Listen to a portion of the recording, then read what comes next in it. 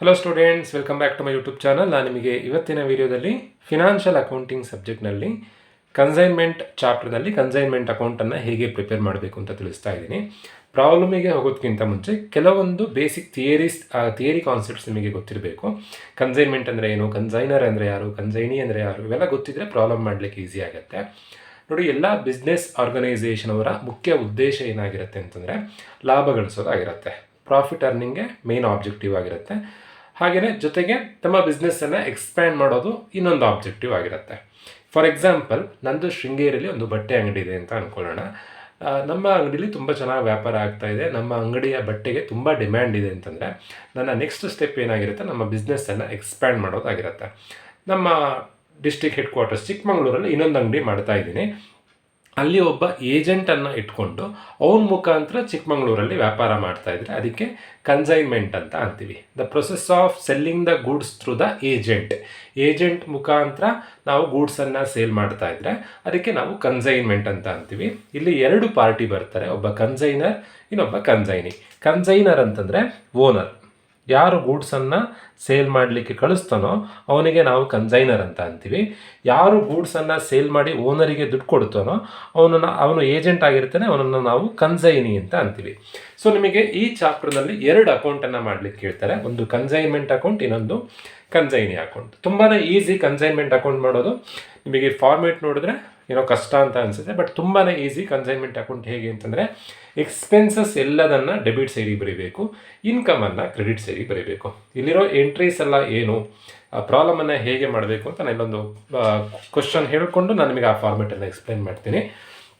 Question ಈ ಥರದಲ್ಲಿದೆ: from the following details prepare consignee account and consignment account in the books of consignor. ಕ್ವಶನ್ನಲ್ಲಿ ಎರಡು ಅಕೌಂಟನ್ನು ಮಾಡಲಿಕ್ಕೆ ಹೇಳಿದ್ದಾರೆ, ಒಂದು ಕನ್ಸೈನ್ಮೆಂಟ್ ಅಕೌಂಟನ್ನು ಮಾಡಲಿಕ್ಕೆ ಹೇಳಿದ್ದಾರೆ, ಇನ್ನೊಂದು ಕನ್ಸೈನಿ ಅಕೌಂಟನ್ನು ಮಾಡಲಿಕ್ಕೆ ಹೇಳಿದ್ದಾರೆ. ಕ್ವಶನ್ ಈ ಥರದಲ್ಲಿದೆ: Udupa and company of Kolkata consigned 50 bundles of cut piece at 350 per bundle to Manja and company. Udupa and ಕಂಪನಿಯವರು 50 ಬಂಡಲ್ ಕಟ್ ಪೀಸನ್ನು ಕಳಿಸ್ತಾ ಇದ್ದಾರೆ. ಯಾರಿಗೆ ಕಳಿಸ್ತಾ ಇದ್ದಾರೆ ಅಂತಂದರೆ ಮಂಜಾ ಆ್ಯಂಡ್ ಕಂಪನಿಯವರಿಗೆ ಕಳಿಸ್ತಾ ಇದ್ದಾರೆ. ನಾನು ಈಗ ತಾನೇ ಹೇಳಿದಾಗೆ ಏಜೆಂಟ್ ಮುಖಾಂತರ ಗೂಡ್ಸನ್ನು ಸೇಲ್ ಮಾಡ್ತಾ ಇದ್ದಾರೆ, ಅದಕ್ಕೆ ಕನ್ಸೈನ್ಮೆಂಟ್ ಅಂತ ಅಂತೀವಿ. ಯಾರು ಗೂಡ್ಸನ್ನು ಕಳಿಸ್ತಾರೋ ಅವರು ಓನರ್ ಆಗಿರ್ತಾರೆ, ಯಾರು ಗೂಡ್ಸನ್ನು ರಿಸೀವ್ ಮಾಡ್ತಾರೋ ಅವರು ಏಜೆಂಟ್ ಆಗಿರ್ತಾರೆ. ಈಗ ಗೂಡ್ಸನ್ನು ಕಳಿಸೋದು ಯಾರು? Udupa and company. ಈಗ ಕನ್ಸೈನರ್ ಯಾರು ಅಂತಂದರೆ ನೋಡಿ, ಫಸ್ಟ್ ನೀವು ಅದನ್ನು ಐಡೆಂಟಿಫೈ ಮಾಡಬೇಕು. ಕನ್ಸೈನಿಗೆ ಗೂಡ್ಸನ್ನು ಕಳಿಸ್ತಾನೆ. ಈಗ ಗೂಡ್ಸನ್ನು ಕಳಿಸ್ತಿರೋದು ಯಾರು? ಉಡುಪ ಆ್ಯಂಡ್ ಕಂಪನಿ, ಅವನು ಕನ್ಸೈನರ್. ಯಾರಿಗೆ ಗೂಡ್ಸನ್ನು ಕಳಿಸ್ತಾ ಇದ್ದಾನೆ? ಮಂಜಾ ಆ್ಯಂಡ್ ಕಂಪನಿಗೆ ಗೂಡ್ಸನ್ನು ಕಳಿಸ್ತಾ ಇದ್ದಾರೆ. ಈಗ Manja and company consignee. Next ಒಂದಷ್ಟು ಇನ್ಫಾರ್ಮೇಷನ್ ಕೊಟ್ಟಿದ್ದಾರೆ. ಕಳಿಸ್ಬೇಕಾದ್ರೆ ಗೂಡ್ಸನ್ನು ಕಳಿಸ್ಬೇಕಾದ್ರೆ ಕನ್ಸೈನರ್ ಉಡುಪ ಆ್ಯಂಡ್ ಕಂಪನಿಯವರು ಪೇಮೆಂಟ್ ಮಾಡ್ತಾ ಇದ್ದಾರೆ. ದೆನ್ 8,000 ರೂಪಾಯಿ ಅಡ್ವಾನ್ಸ್ ಮಂಜಾ ಆ್ಯಂಡ್ ಕಂಪನಿಯಿಂದ 8,000 ರೂಪಾಯಿ ಅಡ್ವಾನ್ಸ್ ರಿಸೀವ್ ಮಾಡ್ತಾ ಇದ್ದಾರೆ. ಮಂಜಾ ಆ್ಯಂಡ್ ಕಂಪನಿಯಿಂದ ಒಂದಷ್ಟು ಇನ್ಫಾರ್ಮೇಷನ್ ಕೊಟ್ಟಿದ್ದಾರೆ. ಈ ಇನ್ಫಾರ್ಮೇಷನನ್ನು ನೋಡಿಕೊಂಡು ನೀವು ಕನ್ಸೈನ್ಮೆಂಟ್ ಅಕೌಂಟ್ ಹಾಗೆ ಕನ್ಸೈನಿ ಅಕೌಂಟನ್ನು ಮಾಡಬೇಕಾಗತ್ತೆ. ತುಂಬಾ ಈಸಿ. ಕನ್ಸೈನ್ಮೆಂಟ್ ಅಕೌಂಟ್ ಮಾಡಬೇಕಾದ್ರೆ ನೀವು ಓನರ್ ಪರ್ಸ್ಪೆಕ್ಟಿವಲ್ಲಿ ಪ್ರಾಬ್ಲಮನ್ನು ಮಾಡಬೇಕಾಗತ್ತೆ. ಓನರಿಗೆ ಏನೇ ಎಕ್ಸ್ಪೆನ್ಸಸ್ ಆದರೂ ಡೆಬಿಟ್ ಸೈಡಿಗೆ ಬರೀಬೇಕು, ಓನರಿಗೆ ಇನ್ಕಮ್ ಆದರೆ ಕ್ರೆಡಿಟ್ ಸೈಡಿಗೆ ಬರೀಬೇಕು. ಈಗ ಫಾರ್ಮೇಟ್ ನೋಡೋಣ. ನೋಡಿ, ಎಲ್ಲ ಪ್ರಾಬ್ಲಮ್ನಲ್ಲಿ ಗೂಡ್ಸನ್ನು ಕಳಿಸಲೇಬೇಕು. ಏಜೆಂಟಿಗೆ ಗೂಡ್ಸನ್ನು ಕಳಿಸ್ದೇನೆ ಏಜೆಂಟ್ ವ್ಯಾಪಾರ ಮಾಡಲಿಕ್ಕಾಗಲ್ಲ. ಸೊ ಗೂಡ್ಸನ್ನು ಕಳಿಸೋದಕ್ಕೆ ಒಂದು ಎಂಟ್ರಿ, ಅದೇನದು ಗೂಡ್ಸ್ ಸೆಂಟ್ ಆನ್ ಕನ್ಸೈನ್ಮೆಂಟ್ ಅಂತ ಬರೆದು ಏನು ಗೂಡ್ಸ್ ಕಳಿಸಿರ್ತಾರೋ ಆ ಎಂಟ್ರಿ ಬರೀಬೇಕು. ಗೂಡ್ಸ್ ಕಳಿಸೋದು ನಮಗೆ ಎಕ್ಸ್ಪೆನ್ಸಸ್. ಓನರಿಗೆ ನೀವು ಪ್ರಾಬ್ಲಮ್ ಮಾಡಬೇಕಾದ್ರೆ ಓನರ್ ಪರ್ಸ್ಪೆಕ್ಟಿವಲ್ಲಿ ಪ್ರಾಬ್ಲಮ್ ಮಾಡಬೇಕು, ಏಜೆಂಟ್ ಪರ್ಸ್ಪೆಕ್ಟಿವಲ್ಲಿ ಅಲ್ಲ. ಈಗ ಉಡುಪ ಆ್ಯಂಡ್ ಕಂಪನಿಯವರು ಗೂಡ್ಸನ್ನು ಕಳಿಸ್ತಾ ಇದ್ದಾರೆ, ಅದು ಅವರಿಗೆ ಎಕ್ಸ್ಪೆನ್ಸಸ್ ಆಗುತ್ತೆ ಗೂಡ್ಸ್ ಕಳಿಸೋದು. ಅದನ್ನು ಡೆಬಿಟ್ ಸೈಡಿಗೆ ಬರೀಬೇಕು. ಎಲ್ಲ ಎಕ್ಸ್ಪೆನ್ಸಸ್ಸನ್ನು ಡೆಬಿಟ್ ಸೈಡಿಗೆ ಬರೀಬೇಕು. To goods sent on consignment ಅಂತ ಬರೆದ್ರೆ ಆಯಿತು. To goods sent on consignment account. ಏನು ಅಮೌಂಟ್ ಏನು ಬರೀಬೇಕು? ಎಷ್ಟು ರೂಪಾಯಿದು ಗೂಡ್ಸ್ ಕಳಿಸ್ತಾ ಇದ್ದಾರೋ ಅಷ್ಟು ರೂಪಾಯಿ ಬರೆಯೋದು. ಈಗ ಡೈರೆಕ್ಟಾಗಿ ಕೊಡಲಿಲ್ಲ, 50 ಬಂಡಲ್ ಗೂಡ್ಸನ್ನು ಕಳಿಸ್ತಾ ಇದ್ದಾರೆ. ಒಂದು ಬಂಡಲಿನ ರೇಟು 350 ರೂಪಾಯಿಯನ್ನು ಕೊಟ್ಟಿದ್ದಾರೆ. ಸೊ ನಾವು ಮಲ್ಟಿಪ್ಲೈ ಮಾಡಿ 50 × 350 17,500 ರೂಪಾಯಿ ಗೂಡ್ಸ್ ಸೆಂಟ್ ಆನ್ ಕನ್ಸೈನ್ಮೆಂಟ್ ಅಂತ ಬರ್ತೀವಿ. ಯಾವಾಗಲೂ ಗೂಡ್ಸ್ ಕಳಿಸಿದ್ದಕ್ಕೆ ಫಸ್ಟ್ ಎಂಟ್ರಿ, ಅದು ಗೂಡ್ಸ್ ಸೆಂಟ್ ಆನ್ ಕನ್ಸೈನ್ಮೆಂಟ್. ಗೂಡ್ಸನ್ನು ಯಾವ್ಯಾವ ಥರದಲ್ಲಿ ಕಳಿಸ್ಬೋದು? ಶಿಪ್ಪಲ್ಲಿ ಕಳಿಸ್ಬೋದು, ಬಸ್ಸಲ್ಲಿ ಕಳಿಸ್ಬೋದು. ಗೂಡ್ಸ್ ಕಳಿಸ್ಬೇಕಾದ್ರೆ ಕೆಲವೊಂದು ಖರ್ಚಾಗೇ ಆಗುತ್ತೆ. ಆ ಖರ್ಚನ್ನು ಟು ಬ್ಯಾಂಕ್ ಅಕೌಂಟ್ ಅಂತ ಬರೀಬೇಕು. ನೋಡಿ ಫಾರ್ಮೇಟ್ ವೈಸ್ ನಾನು ಒಂದ್ಸರಿ ಎಕ್ಸ್ಪ್ಲೈನ್ ಮಾಡ್ತೀನಿ. ಗೂಡ್ಸ್ ಕಳಿಸೋದಕ್ಕೆ ಫಸ್ಟ್ ಎಂಟ್ರಿ. ಗೂಡ್ಸನ್ನು ಕಳಿಸ್ಬೇಕಾದ್ರೆ ಓನರಿಗೆ ಒಂದಷ್ಟು ಖರ್ಚು ಬರುತ್ತೆ. ಬಸ್ಸಲ್ಲಿ ಕಳಿಸೋದಾದರೆ ಪಾರ್ಸಲ್ ಚಾರ್ಜಸ್ ಕೊಡಬೇಕು, ಡ್ರೈವರಿಗೆ ಅಮೌಂಟ್ ಕೊಡಬೇಕು, ಅದು ಕನ್ಸೈನರ್ ಎಕ್ಸ್ಪೆನ್ಸಸ್, ಅದಕ್ಕೆ ಟು ಬ್ಯಾಂಕ್ ಅಂತ ಬರೀಬೇಕು. ದೆನ್ ಗೂಡ್ಸು ಏಜೆಂಟನ್ನು ತಲುಪಿತು, ಏಜೆಂಟ್ ಗೂಡ್ಸನ್ನು ರಿಸೀವ್ ಮಾಡಬೇಕು, ಏಜೆಂಟಿಗೂ ಒಂದಷ್ಟು ಖರ್ಚು ಬರುತ್ತೆ, ಆ ಗೂಡ್ಸನ್ನು ಸ್ಟೋರೇಜ್ ಮಾಡೋದಕ್ಕೆ ಖರ್ಚು ಬರುತ್ತೆ, ಗೂಡ್ಸನ್ನು ರಿಸೀವ್ ಮಾಡಬೇಕಾದ್ರೆ ಬಸ್ಸವರಿಗೆ ದುಡ್ಡು ಕೊಡಬೇಕಾಗತ್ತೆ, ಅದು ಕನ್ಸೈನಿಗೆ ಆಗುವಂಥ ಖರ್ಚು. ಆ ಕನ್ಸೈನಿಗೆ ಆಗುವಂಥ ಖರ್ಚನ್ನು ಯಾರು ಕೊಡಬೇಕು ಅಂತಂದರೆ ಓನರೇ ಪೇಮೆಂಟ್ ಮಾಡಬೇಕು. ಕನ್ಸೈನಿಯಿಂದ ಏನೇ ಖರ್ಚಾಗ್ತಾ ಇದ್ರು ಟು ಕನ್ಸೈನೀಸ್ ಅಕೌಂಟ್ ಅಂತ ಬರೀಬೇಕು. ಫಸ್ಟ್ ಎಂಟ್ರಿ ಗೂಡ್ಸ್ ಕಳಿಸೋದಕ್ಕೆ ಫಸ್ಟ್ ಎಂಟ್ರಿ, ಅದು goods sent on consignment. Goods ಕಳಿಸ್ತಾ ಎಕ್ಸ್ಪೆನ್ಸಸ್ ಆಗ್ತಾ ಇದ್ರೆ, ಕನ್ಸೈನರಿಗೆ ಎಕ್ಸ್ಪೆನ್ಸಸ್ ಆಗ್ತಾ ಇದ್ರೆ ಟು ಬ್ಯಾಂಕ್ ಅಕೌಂಟ್ ಅಂತ ಬರೀಬೇಕು. ಹಾಗೆಯೇ ಗೂಡ್ಸು ಆ ಪ್ಲೇಸನ್ನು ತಲುಪಾದ್ಮೇಲೆ ಕನ್ಸೈನಿ ಗೂಡ್ಸನ್ನು ರಿಸೀವ್ ಮಾಡ್ತಾನೆ, ಕನ್ಸೈನಿಗೆ ಏನಾದರೂ ಎಕ್ಸ್ಪೆನ್ಸಸ್ ಆಗ್ತಾ ಇದ್ರೆ ಟು ಕನ್ಸೈನಿ ಅಕೌಂಟ್ ಅಂತ ಬರೀಬೇಕು. ನಾವು ಕಳಿಸಿರೋ ಗೂಡ್ಸನ್ನು ಕನ್ಸೈನಿ ಸೇಲ್ ಮಾಡ್ತಾನೆ, ಸೇಲ್ ಮಾಡಿ ಆ ದುಡ್ಡನ್ನು ಅವನೇ ಇಟ್ಕೊಳ್ಳೋ ಹಾಗಿಲ್ಲ, ಅವನು ಓನರಿಗೆ ಆ ದುಡ್ಡನ್ನು ವಾಪಸ್ ಕೊಡಬೇಕು. ಓನರಿಗೆ ಕೊಟ್ಟಾಗ ಓನರಿಗೆ ಅದು ಇನ್ಕಮ್ ಆಗುತ್ತೆ, ಅದು ಸೇಲ್ಸ್ ಬೈ ಕನ್ಸೈನಿ ಅಕೌಂಟ್ ಅಂತ ಬರೀಬೇಕು. ಹಾಗಾದರೆ ಏಜೆಂಟಿಗೆ ಏನು ಲಾಭ? ಏನಕ್ಕೆ ಬೈ ಕನ್ಸೈನಿ ಬರೀಬೇಕು? ಎಲ್ಲದನ್ನು ಡೆಬಿಟ್ ಸೈಡಿಗೆ ಬರೆದು ಇದನ್ನೇನಕ್ಕೆ ಕ್ರೆಡಿಟ್ ಸೈಡಿಗೆ ಬರೀಬೇಕು? ಸೇಲ್ ಮಾಡಿದಾಗ ಅದು ಆ ದುಡ್ಡನ್ನು ಏಜೆಂಟ್ ಅವನೇ ಇಟ್ಕೊಳ್ಳೋ ಹಾಗಿಲ್ಲ, ಅವನು ಓನರಿಗೆ ಆ ದುಡ್ಡನ್ನು ವಾಪಸ್ ಕೊಡಬೇಕು. ಸೊ ಓನರಿಗೆ ಇನ್ಕಮ್ ಆಗುತ್ತೆ. ಯಾರಿಂದ ಇನ್ಕಮ್ ಆಗೋದು? ಕನ್ಸೈನಿಯಿಂದ ಇನ್ಕಮ್ ಆಗೋದು. ಸೊ ಬೈ ಕನ್ಸೈನಿ ಅಂತ ಬರೀಬೇಕು ಕ್ರೆಡಿಟ್ ಸೈಡಿಗೆ. ಕನ್ಸೈನಿಗೆ ಏನು ಲಾಭ? ಹಾಗಾದರೆ ಅವನು ಎಷ್ಟು ವ್ಯಾಪಾರ ಮಾಡಿರ್ತಾನೋ ಅದಕ್ಕೆ ತಕ್ಕನಾಗಿ ಕಮಿಷನ್ ಸಿಗುತ್ತೆ. ಆ ಕಮಿಷನ್ ಕನ್ಸೈನಿಗೆ ಲಾಭ. ಕನ್ಸೈನಿಗೆ ಕಮಿಷನ್ ಕೊಡ್ತಾ ಇದ್ರೆ ಓನರಿಗೆ ಏನಾಗುತ್ತೆ? ಓನರಿಗೆ ಎಕ್ಸ್ಪೆನ್ಸಸ್ ಆಗುತ್ತೆ. ಅದನ್ನು ಡೆಬಿಟ್ ಸೈಡಿಗೆ ಬರೀಬೇಕು, ಟು ಕನ್ಸೈನೀಸ್ ಅಕೌಂಟ್ ಅಂತ ಬರೀಬೇಕು. ದೆನ್ ಕೆಲವೊಂದು ಪ್ರಾಬ್ಲಮ್ನಲ್ಲಿ ಕನ್ಸೈನ್ಮೆಂಟ್ ಸ್ಟಾಕ್ ಅಬ್ನಾರ್ಮಲ್ ಲಾಸ್ ಬರುತ್ತೆ. ನಾನು ಅದನ್ನೀಗ ಪ್ರಾಬ್ಲಮ್ ಮಾಡ್ತಾ ತಿಳಿಸ್ತೀನಿ. ನೋಡಿ, first entry goods sent on consignment ಆಯಿತು. ಗೂಡ್ಸ್ ಕಳಿಸ್ಬೇಕಾದ್ರೆ ಏನಾದರೂ ಖರ್ಚು ಮಾಡ್ತಾ ಇದ್ರೆ, ಓನರಿಂದ ಏನಾದರೂ ಎಕ್ಸ್ಪೆನ್ಸಸ್ ಆಗ್ತಾ ಇದ್ರೆ, ಓನರ್ ಅಂತಂದರೆ ಯಾರು? ಉಡುಪ ಆ್ಯಂಡ್ ಕಂಪನಿಯವರಿಂದ ಏನಾದರೂ ಎಕ್ಸ್ಪೆನ್ಸಸ್ ಆಗ್ತಾ ಇದ್ರೆ ಅದಕ್ಕೆ ಟು ಬ್ಯಾಂಕ್ ಅಕೌಂಟ್ ಅಂತ ಬರೀಬೇಕು. ಎಲ್ಲ ಪ್ರಾಬ್ಲಮ್ನಲ್ಲಿ ಈ ಎಂಟ್ರಿ ಕೊಟ್ಟಿರ್ತಾರೆ, ಟು ಬ್ಯಾಂಕ್ ಅಕೌಂಟ್. ಏನಕ್ಕೆ ಈ ಎಂಟ್ರಿ? Consignor expenses. ನೀವೆಲ್ಲೂ ಕೂಡ ನೆನ್ಪಿಟ್ಕೊಳ್ಳಿ, ಕನ್ಸೈನ್ಮೆಂಟ್ ಅಕೌಂಟ್ ಮಾಡೋದು ಯಾರ ಬುಕ್ಕಲ್ಲಿ ಅಂತಂದರೆ ಕನ್ಸೈನರ್ ಬುಕ್ಕಲ್ಲಿ, ಉಡುಪ ಆ್ಯಂಡ್ ಕಂಪನಿಯವರ ಬುಕ್ಕಲ್ಲಿ ಕನ್ಸೈನ್ಮೆಂಟ್ ಅಕೌಂಟ್ ಮಾಡೋದು. ಸೊ ಹಾಗಾಗಿ ಇಲ್ಲೆಲ್ಲೂ ಕೂಡ ಕನ್ಸೈನರ್ ಹೆಸರು ಬರೀಲಿಕ್ಕಿಲ್ಲ. ಕನ್ಸೈನರ್ ಅಂದರೆ ಯಾರು? ಉಡುಪ. ಎಲ್ಲೂ ಕೂಡ ಈ ಅಕೌಂಟ್ನಲ್ಲಿ ಉಡುಪ ಅಂತ ನೀವು ಹೆಸರು ಬರೀಲಿಕ್ಕಿಲ್ಲ. ಅವರ ಅಕೌಂಟಲ್ಲಿ ಅವರ ಹೆಸರನ್ನು ಯಾವುದೇ ಕಾರಣಕ್ಕೂ ಅಕೌಂಟ್ಸ್ನಲ್ಲಿ ಬರೀಲಿಕ್ಕಿಲ್ಲ. ಫಾರ್ ಎಕ್ಸಾಂಪಲ್, ನಿಮಗೆ ಡೈರಿ ಬರೆಯೋ ಅಭ್ಯಾಸ ಇದ್ದರೆ ನೀವು ಡೈರಿಲಿ ನಾನು ಕಾಲೇಜಿಗೆ ಹೋಗಿದ್ದೆ ಅಂತ ಬರೀತೀರ ಹೊರತು ನಿಮ್ಮ ಹೆಸರನ್ನು ನಿಮ್ಮ ಡೈರಿಲಿ, ಫಾರ್ ಎಕ್ಸಾಂಪಲ್ ನಿಮ್ಮ ಹೆಸರು ಗಣೇಶ್ ಆಗಿದ್ದರೆ ಗಣೇಶ್ ಕಾಲೇಜಿಗೆ ಹೋಗಿದ್ದ ಹಾಗೆ ಬರೆಯೋದಿಲ್ಲ, ನಾನು ಕಾಲೇಜಿಗೆ ಹೋಗಿದ್ದೀನಿ ಬರೀತಾರೆ. ಅದೇ ಥರನೇ ಇಲ್ಲೂ ಕೂಡ ಯಾರ ಬುಕ್ಕಲ್ಲಿ ನಾವು ಕನ್ಸೈನ್ಮೆಂಟ್ ಅಕೌಂಟ್ ಮಾಡ್ತಿರೋದು? ಕನ್ಸೈನರ್ ಬುಕ್ಕಲ್ಲಿ. ಸೊ ಎಲ್ಲೂ ಕೂಡ ಕನ್ಸೈನರ್ ಹೆಸರನ್ನು ಬರೀಲಿಕ್ಕಿಲ್ಲ. ನೋಡಿ, ಈಗ ಕನ್ಸೈನರ್ ಎಕ್ಸ್ಪೆನ್ಸಸ್ಗೆ ನೀವೇನಂತ ಬರೀಬೇಕು? ಫಾರ್ಮೇಟ್ ವೈಸೇ ಕ್ಯಾಲ್ಕುಲೇಷನ್ ಮಾಡಬೇಕು. ಎಲ್ಲ ಪ್ರಾಬ್ಲಮ್ನಲ್ಲೂ ಕನ್ಸೈನರ್ ಎಕ್ಸ್ಪೆನ್ಸಸ್ಸಿಗೆ ಟು ಬ್ಯಾಂಕ್ ಅಕೌಂಟ್ ಅಂತ ಬರೀಬೇಕು. ಏನೇನು ಎಕ್ಸ್ಪೆನ್ಸಸ್ ಪೇಮೆಂಟ್ ಮಾಡ್ತಾ ಇದ್ದಾರೆ? ಕನ್ಸೈನರ್ ಗೂಡ್ಸ್ ಕಳಿಸ್ಬೇಕಾದ್ರೆ ಇನ್ಶೂರೆನ್ಸ್ ಮಾಡಿಸ್ತಾ ಇದ್ದಾರೆ, ದೆನ್ ಟ್ರಾನ್ಸ್ಪೋರ್ಟೇಷನ್ ಚಾರ್ಜಸ್ 1800 ರೂಪಾಯಿ ಪೇಮೆಂಟ್ ಮಾಡ್ತಾ ಇದ್ದಾರೆ, ಅದಕ್ಕೆ ಟು ಬ್ಯಾಂಕ್ ಅಂತ ಬರೆದು 1800 ರೂಪಾಯಿ. ಇನ್ನೊಂದು ನೆನ್ಪಿಟ್ಕೊಳ್ಳಿ, ಈ ಅಕೌಂಟ್ನಲ್ಲಿ ಕ್ವಶನಲ್ಲಿ ಕೊಟ್ಟಿರೋಂಥ ಎಲ್ಲ ಡೀಟೇಲ್ಸನ್ನು ಬರೀಬೇಕು, ಒಂದನ್ನು ಹೊರತುಪಡಿಸಿ. ಯಾವುದನ್ನು ಬರೀಲಿಕ್ಕಿಲ್ಲ ಅಂತಂದರೆ ಅಡ್ವಾನ್ಸನ್ನು ನೀವು ಕನ್ಸೈನ್ಮೆಂಟ್ ಅಕೌಂಟಲ್ಲಿ ಬರೀಲಿಕ್ಕಿಲ್ಲ. ಅಡ್ವಾನ್ಸನ್ನು ಎಲ್ಲಿ ಬರೀಬೇಕು ಅಂತಂದರೆ ಕನ್ಸೈನಿ ಅಕೌಂಟಲ್ಲಿ ಬರೀಬೇಕು. ನೋಡಿ, 2 ಅಕೌಂಟ್ ಮಾಡಬೇಕು, ಒಂದು ಕನ್ಸೈನ್ಮೆಂಟ್, ಇನ್ನೊಂದು ಕನ್ಸೈನಿ ಅಕೌಂಟ್. ಕ್ವಶನಲ್ಲಿ ಕೊಟ್ಟಿರುವಂಥ ಎಲ್ಲ ಡೀಟೇಲ್ಸನ್ನು ಕನ್ಸೈನ್ಮೆಂಟ್ ಅಕೌಂಟಿಗೆ ಬರೀಬೇಕು, ಎಕ್ಸೆಪ್ಟ್ ಒನ್ ಎಂಟ್ರಿ. ಯಾವುದು ಅಂತಂದರೆ ಅಡ್ವಾನ್ಸನ್ನು ನೀವು ಕನ್ಸೈನ್ಮೆಂಟ್ ಅಕೌಂಟಿಗೆ ಬರೀಲಿಕ್ಕಿಲ್ಲ, ಕನ್ಸೈನಿ ಅಕೌಂಟಿಗೆ ಬರೀಬೇಕು. ಅಡ್ವಾನ್ಸಿಗೆ ಬೈ ಬ್ಯಾಂಕ್ ಅಕೌಂಟ್ ಅಂತ ಬರೀಬೇಕು. By bank account. ಎಷ್ಟು ರೂಪಾಯಿ ಅಡ್ವಾನ್ಸ್ ಕೊಟ್ಟಿದ್ದಾರೆ? 8000 ರೂಪಾಯಿ ಅಡ್ವಾನ್ಸ್ ತಗೊಳ್ತಾ ಇದ್ದಾರೆ, 8000 ಅಂತ ಬರೆದ್ರೆ ಆಯಿತು. ಸೊ ಇನ್ನು ಕನ್ಸೈನಿ ಅಕೌಂಟಿಗೆ ಕ್ವಶನಿಂದ ಯಾವ ಎಂಟ್ರಿನೂ ಬರೋಲ್ಲ, ಒಂದೇ ಎಂಟ್ರಿ, ಅದು ಅಡ್ವಾನ್ಸ್ ಮಾತ್ರ. ನೆಕ್ಸ್ಟ್ ಏನು ಇನ್ಫಾರ್ಮೇಷನ್ ಕೊಟ್ಟಿದ್ದಾರೆ ನೋಡೋಣ. The following information was received from Manja and company. ಇಲ್ಲಿ ಕೊಟ್ಟಿರೋಂಥ 3 ಡೀಟೇಲ್ಸ್ ಮಂಜಾ ಆ್ಯಂಡ್ ಕಂಪನಿಯವರಿಗೆ ಸಂಬಂಧಪಟ್ಟಿದ್ದು, ಅಂದರೆ ಕನ್ಸೈನಿಗೆ ಸಂಬಂಧಪಟ್ಟಿದ್ದು. ಗ್ರಾಸ್ ಸೇಲ್ ಪ್ರೊಸೀಡ್ಸ್, ನಾವು 17,500 ರೂಪಾಯಿಗೆ ಏನು ಐಟಮ್ ಕಳಿಸಿದ್ವೋ ಆ ಐಟಮನ್ನು ಅವ್ರು ಮಾರ್ತಾ ಇದ್ದಾರೆ. ಮಾರಿರುವಂಥ ದುಡ್ಡನ್ನು ಓನರಿಗೆ ವಾಪಸ್ ಕೊಡಬೇಕು. ಸೊ ಮಾರಿದಾಗ ನಮಗೆ ಇನ್ಕಮ್ ಆಗುತ್ತೆ. ಇನ್ಕಮನ್ನು ಯಾವಾಗಲೂ ಕ್ರೆಡಿಟ್ ಸೈಡಿಗೆ ಬರೀಬೇಕು. ಏನಂತ ಬರೀಬೇಕು? ಬೈ ಕನ್ಸೈನಿ ಅಕೌಂಟ್ ಅಂತ ಬರೀಬೇಕು. ಏನಕ್ಕೆ? ಸೇಲ್ ಮಾಡೋದು ಯಾರು? ಕನ್ಸೈನಿ. ಈ ಪ್ರಾಬ್ಲಮ್ನಲ್ಲಿ ಕನ್ಸೈನಿ ಯಾರು? Manja and company. By Manja and company account. Amount ಯಾವ್ದು ಬರೀಬೇಕು? ಸೇಲ್ ಪ್ರೊಸೀಡ್ಸ್ ಅಮೌಂಟ್ ಬರೆದ್ರೆ ಆಯಿತು. ಏನೇ ಕ್ರೆಡಿಟ್ ಸೈಡಿಗೆ ಬರೆದಿರೋದು, ಸೇಲ್ ಮಾಡಿದಾಗ ಓನರಿಗೆ ಇನ್ಕಮ್ ಆಗುತ್ತೆ, ಆ ದುಡ್ಡನ್ನು ಅವ್ರು ಓನರಿಗೆ ಕೊಡಬೇಕು. ಹಾಗಾಗಿ ಓನರಿಗೆ ಇನ್ಕಮ್ 28,000 ರೂಪಾಯಿ ಇನ್ಕಮ್ ಆಗ್ತಾ ಇದೆ. ಯಾರಿಂದ ಇನ್ಕಮ್ ಆಗಿದ್ದು? ಕನ್ಸೈನಿಯಿಂದ. ಕನ್ಸೈನಿ ಹೆಸರೇನು? By Manja and company.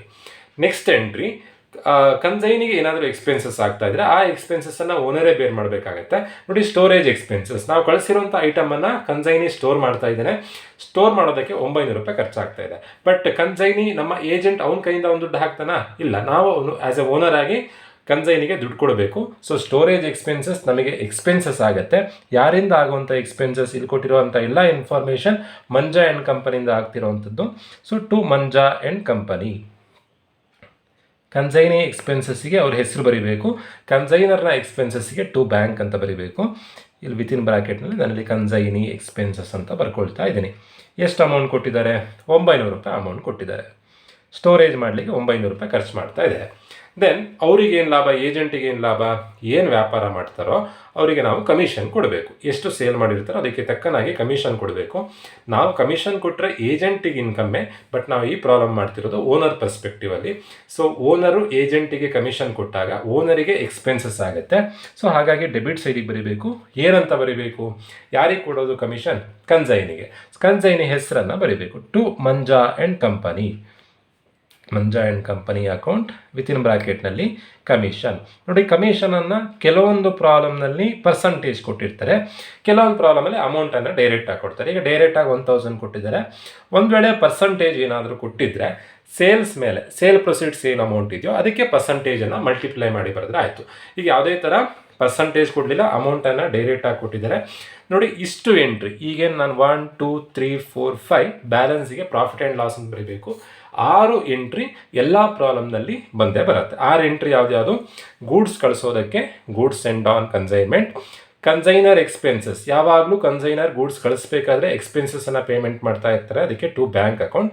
Then consignee ಹೆಸರನ್ನು 3 ಕಡೆ ಬರೀಬೇಕು. ಕನ್ಸೈನಿ ಅಂದರೆ ಯಾರು ಗೂಡ್ಸನ್ನು ರಿಸೀವ್ ಮಾಡ್ತಾರೋ ಅವರೇ ಕನ್ಸೈನಿ ಆಗಿರ್ತಾರೆ. ಕನ್ಸೈನಿ ಎಕ್ಸ್ಪೆನ್ಸಸ್ಸಿಗೆ ಅವ್ರ ಹೆಸರಾಕಿ ಡೆಬಿಟ್ ಸೈಡಿಗೆ ಬರೀಬೇಕು. ಕನ್ಸೈನಿ ಕೊಡೋ ಕಮಿಷನಿಗೆ ಏನಕ್ಕೆ ಇದನ್ನು ಡೆಬಿಟ್ ಸೈಡಿಗೆ ಬರ್ತಿರೋದು? ಕನ್ಸೈನಿ ಎಕ್ಸ್ಪೆನ್ಸಸ್ಸನ್ನು ಓನರ್ ಪೇಮೆಂಟ್ ಮಾಡಬೇಕಾಗುತ್ತೆ. So debit side. Consignee commission ಕೊಟ್ಟರೆ ಓನರಿಗೆ ಎಕ್ಸ್ಪೆನ್ಸಸ್ ಆಗುತ್ತೆ, ಹಾಗಾಗಿ ಡೆಬಿಟ್ ಸೈಡ್. ಕನ್ಸೈನಿ ಸೇಲ್ ಮಾಡಿರೋ ದುಡ್ಡನ್ನು ಅವನು ಓನರಿಗೆ ಕೊಡ್ತಾನೆ, ಓನರಿಗೆ ಇನ್ಕಮ್ ಆಗುತ್ತೆ, ಹಾಗಾಗಿ ಕ್ರೆಡಿಟ್ ಸೈಡ್. ದೆನ್ ನಿಮ್ಮ ಫಾರ್ಮೆಟ್ನಲ್ಲಿ ನಾನು ಕ್ರೆಡಿಟ್ ಸೈಡಿಗೆ ಇನ್ನೂ 2 ಎಂಟ್ರಿ ಬರೆದಿದ್ದೀನಿ. ಅದ್ರ ವೆರಿ ಇಂಪಾರ್ಟೆಂಟ್. 15 ಮಾರ್ಕ್ಸಿನ ಪ್ರಾಬ್ಲಮ್ನಲ್ಲಿ ಆ ಎಂಟ್ರೀಸನ್ನು ನೀವು ಬರಿಬೇಕಾಗತ್ತೆ. ಒಂದು ಕನ್ಸೈನ್ಮೆಂಟ್ ಸ್ಟಾಕ್ ಅಕೌಂಟ್, ಇನ್ನೊಂದು ಅಬ್ನಾರ್ಮಲ್ ಲಾಸ್ ಅಕೌಂಟ್. ಈ 2 ಎಂಟ್ರಿ ಎಲ್ಲ ಪ್ರಾಬ್ಲಮ್ನಲ್ಲಿ ಬರೋದಿಲ್ಲ. ಬಂದಾಗ ನೀವು ಕ್ಯಾಲ್ಕುಲೇಷನ್ ಮಾಡಿ ಬರೀಬೇಕಾಗಿರುತ್ತೆ. Very important. 15 ಮಾರ್ಕ್ಸಿನ ಪ್ರಾಬ್ಲಮ್ನಲ್ಲಿ ಇದನ್ನು ಕೊಟ್ಟಿರ್ತಾರೆ. ಒಂದು ಕನ್ಸೈನ್ಮೆಂಟ್ ಸ್ಟಾಕ್. ಕನ್ಸೈನ್ಮೆಂಟ್ ಸ್ಟಾಕ್ ಅಂದರೆ ಸೇಲ್ ಆಗದೆ ಗೂಡ್ಸ್ ಏನಾದರೂ ಹಾಗೆ ಉಳಿದ್ರೆ ಆ ಗೂಡ್ಸ್ ಮುಂದಿನ ವರ್ಷದಲ್ಲ ಅಥವಾ ಮುಂದಿನ ತಿಂಗಳೆಲ್ಲ ಸೇಲ್ ಆಗುತ್ತೆ, ಓನರಿಗೆ ಇನ್ಕಮ್ ಆಗುತ್ತೆ. ಬಟ್ ಸೇಲ್ ಆಗದೆ ಉಳಿದ್ರೆ ಮಾತ್ರ ಕನ್ಸೈನ್ಮೆಂಟ್ ಸ್ಟಾಕ್ ಅಂತ ನೀವು ಕ್ರೆಡಿಟ್ ಸೈಡಿಗೆ ಬರೀಬೇಕು. ಕ್ವಶನದೆಲ್ಲೂ ಗೂಡ್ಸ್ ಸೇಲ್ ಆಗದೆ ಉಳಿದಿದೆ ಅಂತ ಏನೂ ಇನ್ಫಾರ್ಮೇಷನ್ ಕೊಡಲಿಲ್ಲ. ಫಾರ್ ಎಕ್ಸಾಂಪಲ್ 50 ಬಂಡಲ್ ಕಳಿಸಿದರೆ 40 ಬಂಡಲ್ ಮಾತ್ರ ಸೇಲ್ ಮಾಡ್ತಾ ಇದ್ದರೆ 10 ಬಂಡಲ್ ಹಾಗೆ ಉಳ್ಕೊಳ್ಳುತ್ತೆ. ಆವಾಗ ನೀವು ಕನ್ಸೈನ್ಮೆಂಟ್ ಸ್ಟಾಕ್ ಅಂತ ಬರೆದು ಅಮೌಂಟನ್ನು ಕ್ಯಾಲ್ಕುಲೇಷನ್ ಮಾಡಿ ಬರೀಬೇಕು. ಡೈರೆಕ್ಟಾಗಿ ಬರೀಲಿಕ್ಕಾಗಲ್ಲ, ಕ್ಯಾಲ್ಕುಲೇಷನ್ ಮಾಡಿ ಬರೀಬೇಕು. ದೆನ್ ಅಬ್ನಾರ್ಮಲ್ ಲಾಸ್ ಅಕೌಂಟ್ ಅಂತಂದರೆ ಕಳಿಸೋವಂಥ ಗೂಡ್ಸ್ ಏನಾದರೂ ದಾರಿ ಮಧ್ಯದಲ್ಲಿ ಡ್ಯಾಮೇಜ್ ಆದರೆ, ಅಥವಾ ಕಳಿಸ್ಬೇಕಾದ್ರೇ ಡ್ಯಾಮೇಜ್ ಆದರೆ, ಅಥವಾ ರಿಸೀವ್ ಆದಮೇಲೆ ಡ್ಯಾಮೇಜ್ ಆದರೆ ಇನ್ಶೂರೆನ್ಸ್ ಕ್ಲೈಮ್ ಆಗುತ್ತೆ. ಹಾಗಾಗಿ ಕ್ರೆಡಿಟ್ ಸೈಡಿಗೆ ಬರೀಬೇಕು. ಇನ್ಶೂರೆನ್ಸ್ ಕ್ಲೈಮ್ ಆಗೋದ್ರಿಂದ ಇನ್ಕಮ್ ಅಂತ ಟ್ರೀಟ್ ಮಾಡಿ ಕ್ರೆಡಿಟ್ ಸೈಡಿಗೆ ಬರೀಬೇಕು. ಡ್ಯಾಮೇಜ್ ಆದರೆ ಮಾತ್ರ ಅಬ್ನಾರ್ಮಲ್ ಲಾಸ್ ಅಕೌಂಟ್ ಅಂತ ಬರುತ್ತೆ. ನೋಡಿ, ಕನ್ಸೈನ್ಮೆಂಟ್ ಅಕೌಂಟಲ್ಲಿ ಬರುವಂಥದ್ದು ಇಷ್ಟೇ ಎಂಟ್ರಿ. ಗೂಡ್ಸ್ ಕಳಿಸಿದ್ದಕ್ಕೆ 1 ಎಂಟ್ರಿ, ಕಳಿಸ್ತಾ ಖರ್ಚಾದರೆ 1 ಎಂಟ್ರಿ, ದೆನ್ ರಿಸೀವ್ ಮಾಡ್ತಾ ಕನ್ಸೈನಿಗೆ ಖರ್ಚಾದರೆ 1 ಎಂಟ್ರಿ, ಕನ್ಸೈನಿಗೆ ಕಮಿಷನ್ ಕೊಡೋದಕ್ಕೆ 1 ಎಂಟ್ರಿ, ಸೇಲ್ಸ್ ಆದರೆ 1 ಎಂಟ್ರಿ, ಗೂಡ್ಸ್ ಉಳಿದ್ರೆ 1 ಎಂಟ್ರಿ, ಗೂಡ್ಸ್ ಡ್ಯಾಮೇಜ್ ಆದರೆ 1 ಎಂಟ್ರಿ. ಈ ಪ್ರಾಬ್ಲಮಲ್ಲಿ ಇಲ್ಲೂ ಕೂಡ ಗೂಡ್ಸ್ ಡ್ಯಾಮೇಜ್ ಆಗಿದ್ರ ಬಗ್ಗೆ ಇನ್ಫಾರ್ಮೇಷನ್ ಕೊಡಲಿಲ್ಲ, ಗೂಡ್ಸ್ ಉಳಿದಿದೆ ಅಂತಲೂ ಇನ್ಫಾರ್ಮೇಷನ್ ಕೊಡಲಿಲ್ಲ. ಅಲ್ಲಿಗೆ ಮುಗೀತು. ಟೋಟಲ್ ಮಾಡಬೇಕು. ಯಾವ ಸೈಡ್ ಜಾಸ್ತಿ ಇರುತ್ತೋ ಅದನ್ನು 2 ಸೈಡ್ ಬರೀಬೇಕು. ಕ್ರೆಡಿಟ್ ಸೈಡಲ್ಲಿ 28,000 ಇದೆ, ಡೆಬಿಟ್ ಸೈಡಲ್ಲಿ ಕಮ್ಮಿ ಇದೆ. ಸೊ ಕ್ರೆಡಿಟ್ ಸೈಡಲ್ಲೇ ಯೂಶ್ವಲಿ ಎಲ್ಲ ಪ್ರಾಬ್ಲಮಲ್ಲಿ ಜಾಸ್ತಿ ಇರುತ್ತೆ. ಸೊ ಟೋಟಲನ್ನು ನಾನಿಲ್ಲಿ 2 ಕಡೆ ಬರ್ಕೊಳ್ತಾ ಇದ್ದೀನಿ. 28,000 ಬ್ಯಾಲೆನ್ಸಿಗೆ to profit and loss account ಅಂತ ಬರೀಬೇಕು. Profit and loss account. Balance ಬರೆಯೋದು ಹೇಗೆ? ಬ್ಯಾಲೆನ್ಸ್ ಹೇಗೆ ಅಂತಂದರೆ 28,000ದಿಂದ ಇವಿಷ್ಟನ್ನು ಕಳೆಯೋದು. 28,000 28,000 ಮೈನಸ್ 17,500 -1800 -900 -1000 ಸಾರಿ 28,000 -17,500 -1800 -900 -1000 6,800 ರೂಪಾಯಿ ಬ್ಯಾಲೆನ್ಸ್ ಬರುತ್ತೆ. ಅಲ್ಲಿಗೆ ಕನ್ಸೈನ್ಮೆಂಟ್ ಅಕೌಂಟ್ ಕಂಪ್ಲೀಟ್ ಆಯಿತು. ತುಂಬಾ ಈಸಿ, ನೆನ್ಪಿಟ್ಕೊಳ್ಳಿ. 6 ಎಂಟ್ರಿ ಎಲ್ಲ ಪ್ರಾಬ್ಲಮ್ನಲ್ಲಿ ಬರುತ್ತೆ. ಗೂಡ್ಸ್ ಕಳಿಸಿದ್ದಕ್ಕೆ ಒಂದು ಎಂಟ್ರಿ, ಕಳಿಸ್ತಾ ಎಕ್ಸ್ಪೆನ್ಸಸ್ ಆದರೆ ಒಂದು ಎಂಟ್ರಿ, ರಿಸೀವ್ ಮಾಡ್ತಾ ಎಕ್ಸ್ಪೆನ್ಸಸ್ ಆಗಿದ್ದಕ್ಕೆ ಒಂದು ಎಂಟ್ರಿ, ದೆನ್ ಸೇಲ್ ಮಾಡಿದ್ದಕ್ಕೆ ಒಂದು ಎಂಟ್ರಿ, ಸೇಲ್ ಮಾಡಿದ್ದಕ್ಕೆ ಕಮಿಷನ್ ಕೊಟ್ಟಿದ್ದಕ್ಕೆ ಒಂದು ಎಂಟ್ರಿ, ಬ್ಯಾಲೆನ್ಸಿಗೆ ಒಂದು ಎಂಟ್ರಿ. ಈಗ ಕನ್ಸೈನಿ ಅಕೌಂಟ್ ಮಾಡೋದು ಹೇಗೆ ಅಂತಂದರೆ, ಕ್ವಶನಿಂದ ನಾವು ಒಂದು ಎಂಟ್ರಿಯನ್ನು ಕನ್ಸೈನಿ ಅಕೌಂಟಿಗೆ ಬರೆದಿದ್ವಿ. ಅದು ಯಾವುದು ಅಂತಂದರೆ, ಅಡ್ವಾನ್ಸನ್ನು ನೀವು ಫಸ್ಟ್ ಅಕೌಂಟಿಗೆ ಬರೀಲಿಕ್ಕಿಲ್ಲ, ಸೆಕೆಂಡ್ ಅಕೌಂಟಿಗೆ ಬರೀಬೇಕು. ಕನ್ಸೈನಿ ಅಕೌಂಟ್ ಮಾಡೋದು ಹೇಗೆ ಅಂತಂದರೆ, ಇಲ್ಲಿ ಎಲ್ಲೆಲ್ಲಿ ಕನ್ಸೈನಿ ನೇಮ್ ಬರ್ದಿದ್ರು ಅದನ್ನೆಲ್ಲ ಅಲ್ಲಿಗೆ ಪೋಸ್ಟ್ ಮಾಡಿದ್ರೆ ಆಯಿತು. ನೋಡಿ, ಕ್ರೆಡಿಟ್ ಸೈಡಿಗೆ ಮಂಜಾ ಆ್ಯಂಡ್ ಕಂಪನಿನ ಬರೆದಿದ್ದೀರಾ, ಇಲ್ಲಿ ಮಂಜಾ ಆ್ಯಂಡ್ ಕಂಪನಿನ ಬರೆದಿದ್ದೀರಾ, ಇಲ್ಲಿ ಮಂಜಾ ಆ್ಯಂಡ್ ಕಂಪನಿನ ಬರೆದಿದ್ದೀರಾ. ಎಲ್ಲೆಲ್ಲಿ ಕನ್ಸೈನಿ ನೇಮ್ ಇದೆಯೋ ಅದನ್ನೆಲ್ಲ ಇಲ್ಲಿಗೆ ಪೋಸ್ಟ್ ಮಾಡಿದ್ರೆ ಆಯಿತು. ಫಸ್ಟು ಕ್ರೆಡಿಟ್ ಸೈಡಲ್ಲಿರೋದು ನೋಡೋಣ. ಮಂಜಾ ಆ್ಯಂಡ್ ಕಂಪನಿ ಅಂತಿರೋದು ಮಾತ್ರ ಮಂಜಾ ಆ್ಯಂಡ್ ಕಂಪನಿ ಅಕೌಂಟಿಗೆ ಬರುತ್ತೆ. ಬೈ ಮಂಜಾ ಆ್ಯಂಡ್ ಕಂಪನಿ ಅಂತಿದೆ, ಬೈ ಇದ್ದಿದ್ದು 2 ಆಗುತ್ತೆ. ಇದು ಯಾವ ಅಕೌಂಟ್ ಇದು? Consignment account. 2 ಕನ್ಸೈನ್ಮೆಂಟ್ ಅಕೌಂಟ್ ಅಂತ ಬರೆದು 28,000 ಬರೆದ್ರೆ ಆಯಿತು. 2 ಕನ್ಸೈನ್ಮೆಂಟ್ ಅಕೌಂಟ್ 28,000. ಅಲ್ಲಿಗೆ ಕ್ರೆಡಿಟ್ ಸೈಡಿಂದ ಮುಗೀತು. ಡೆಬಿಟ್ ಸೈಡಿಂದ ನೋಡೋಣ.